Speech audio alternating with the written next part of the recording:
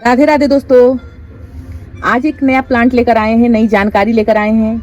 दोस्तों ऐसे तो आप लोग को मालूम ही होगा कि हर एक पौधा का जानकारी देते हैं और सारे पौधा का जानकारी खुद हम ये चीज को सीखे हैं, समझे हैं, नेचर जाने हैं। क्योंकि प्लांट लगाना बड़ी बात नहीं है। नर्सरी से आप 10 रुपया 15 रुपया का प्लांट लाकर लगा दिए और उसमें फूल ही नहीं ले पाए तो आपका मनोबल गिरता है।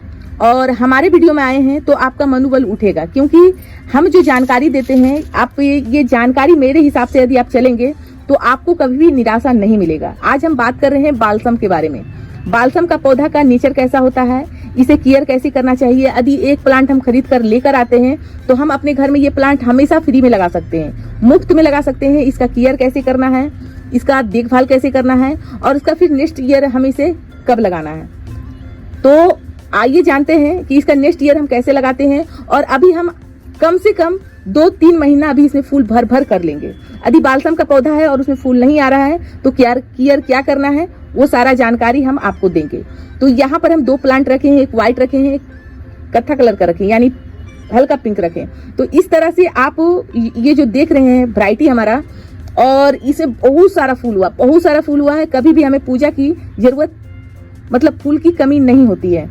दोस्तों यदि आप माली की दुकान में फूल लाने जाते होंगे तो ये छुट्टा फूल मांगते होंगे, तो ये बालसम का फूल आपको जरूर देखने के लिए मिल जाता है। और ये सावन में भर भर कर फूल भगवान शिव जी पे चढ़ाया जाता है। तो ये फूल आपको खरीदना नहीं है, घर पे लगाना है, घर पे सेवा करके भगवान को चढ़ाना है। तो मिट्टी किस तरह से होना चाहिए ये जानकारी देंगे। यदि आपको ये बीज से नहीं उगा पा रहे हैं तो आप नर्सरी से जब छोटा प्लांट आप लेकर आएंगे और उसका केयर करेंगे तो बहुत ही अच्छा से आप इसका सेवा कर पाएंगे, सेवा कर फूल ढेर सारे ले पाएंगे।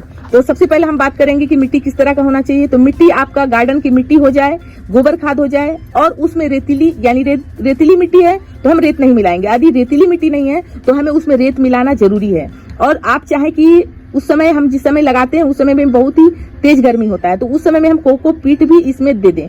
तो ये 3 चीज मिलाकर आप लगा दें। जब इसमें फ्लावरिंग आना स्टार्ट हो जाता है, अब रही इसका भोजन की बात, क्योंकि हम कोई भी चीज में यदि लगाते हैं तो वो उतना ऊर्जा नहीं ले पाता है। तो उसके लिए हमें ये जो मेन प्लांट है इसमें हम देते हैं मिक्सचर खाद। मिक्सचर खाद आपको बताएंगे कि इसे मिक्सचर खाद बहुत ही पसंद है। मिक्सचर खाद में आप बोलेंगे कि हर चीज मिलाया हुआ रहता है और आप चाहे तो मिक्सचर खाद हर प्लांट में दे सकते हैं।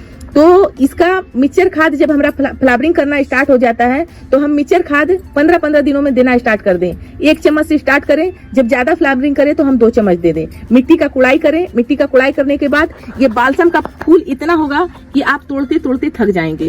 अब बात करते हैं कि इस प्लांट से दूसरा प्लांट आप कैसे तैयार करेंगे। ये बालसम का जो कटिंग होता है, बालसम का कटिंग नहीं लगता है, इसका लगता है बीज। अब आपको बताते हैं कि इसका बीज देखें।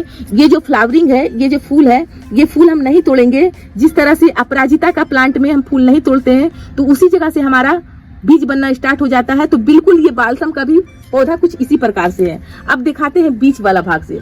बीच वाला भाग देखें तो किस तरह से हमारा बीच वाला भाग में फूल अब नहीं हो रहा है। जितना में फूल हुआ था सारा में हमारा बीज लटक चुका है। किस तरह से लटका है, एक मोती का जैसा लटका है। पर इसे हम तोड़ेंगे, आपको तोड़ के दिखाते हैं। एक पका हुआ बीज को दिखाते हैं।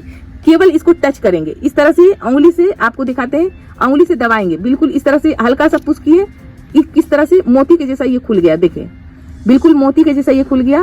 और इसका बीज दिखाते हैं तो किस तरह से बीज होता है वो दिखाते हैं।